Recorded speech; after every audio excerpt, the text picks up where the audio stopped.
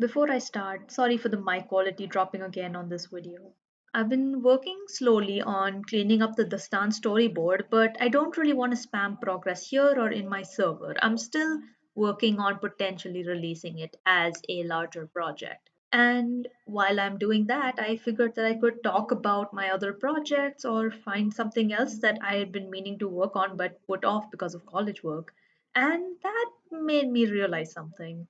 For most of my time in fandom spaces, I had this one massive project I was working on. I joined an OC fan fiction group and wrote this massive collection of about 10 different stories that are all interconnected, but you can still enjoy them on your own as individual stories, and it takes place over years and years and decades. It's something I've been working on in some form or the other since I was 15. I got a lot into other shows and books and had a lot more ideas for fics and stories and comics, but I decided to put all of those on hold until I'd finished this one big project. You can probably see where this is going. I went to college and got really busy. I stopped working on it, at least until 2020. Last year, I decided that just because I couldn't write fanfic doesn't mean I can't finish my stories.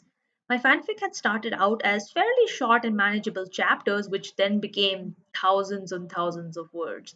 Writing that much regularly was hard, so I made it a Twine wiki. For those who don't know, Twine is an interactive fiction making tool. It's free and really good if you want to make text games with a lot of customizability. It's what I used to make my latest game, and I put my fanfic on there as a way of getting used to the engine before I made Munzel. It took about a year of working on and off, but I finally did it. The main storylines are complete, and now I can put the story to rest forever. Happy ending, right? I spent so long on this project, making sure I didn't take on a bunch more so I could finish this, and I didn't even think I would finish this one because of just how much it was. And I got it done in a year approximately just by changing what it was. When a lot of people start out online, we see things that were inspired by and works from popular creators. These can be animations, comic, fanfic, and more recently podcasts too. And a lot of people want to make their own thing, which is great.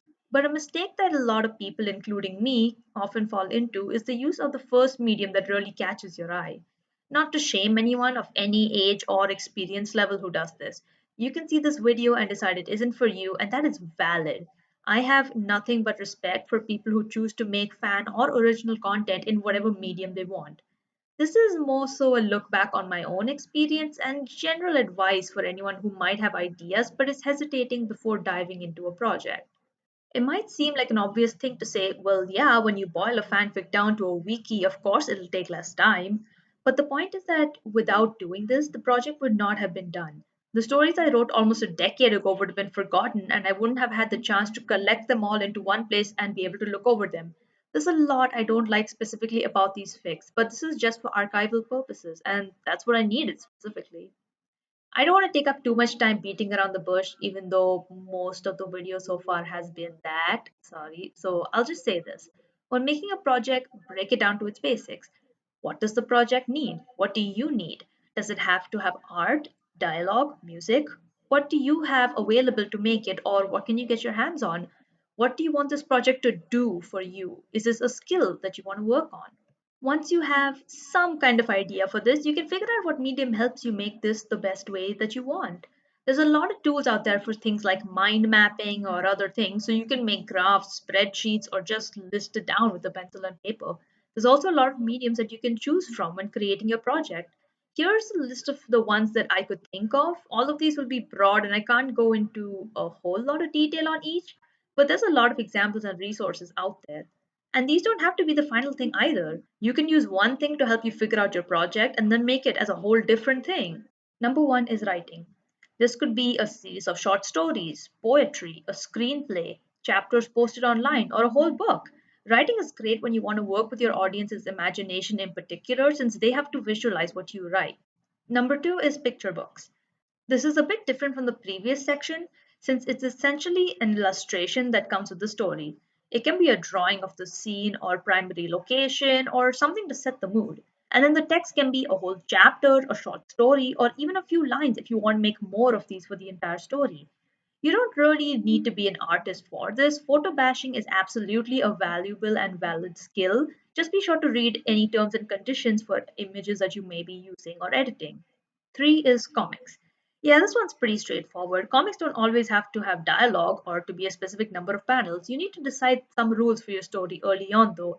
Fourth is games. This is a very broad net to cast, I know, and is the one I am most equipped to talk about, so I'm probably gonna go into the most detail or have the most to really help with on this one. It can be a pen and paper game, or a text one, or a whole open world RPG if you have the time and resources.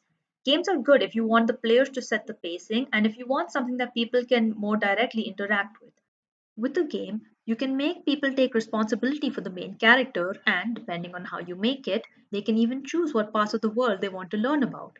Also, games can be made in any engine, or hell, even something like Excel if you really want to. Fifth is mods. This is similar to games and animation, arguably. It really depends on how you do it.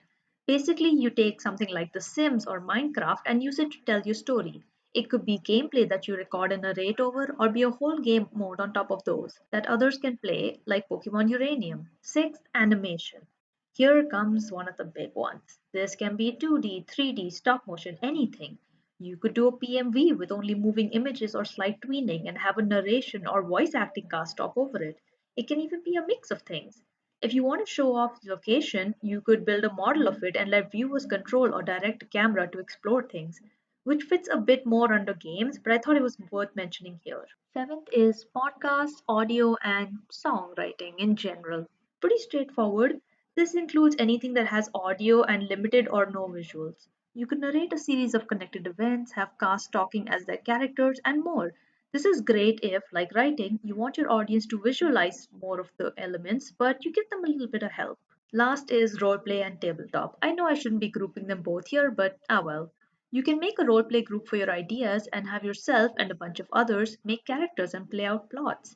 This can be combined with some of the other things to make it a more public project, like a podcast or animation, or you can just have people come in to watch and read the story as it progresses. With tabletop campaigns like D&D, you can use it to help you with the world building or just have your final project be a tabletop system that people can play. Tabletop games in general are great because you get to work on things with players that you can see and get direct input from, and they'd usually be down to help you build or fix things. And also, this shows you what parts of your world or story people are most interested in. And that concludes my list. I'm sure I left some stuff out, but let me know and I'll try to look into things. And if any of this helps at all, or if you have a project that you think would work in any alternative medium, I'd love to hear about it. The journey to creating anything is hard, so I'm absolutely rooting for anyone who tries. I know this video was very focused on storytelling, particularly, but that's something that I see a lot of people in general focus on, or at least that's the thing that people want to do first. Again, don't take this video as a direct one to one on what you should or shouldn't do. If my advice doesn't fit for you because you're not thinking of stories or thinking of something else, then feel free to adjust or discard as you see fit. This is just here to illuminate some of the possible alternative routes that people could take to create a project, but there is no right or wrong way.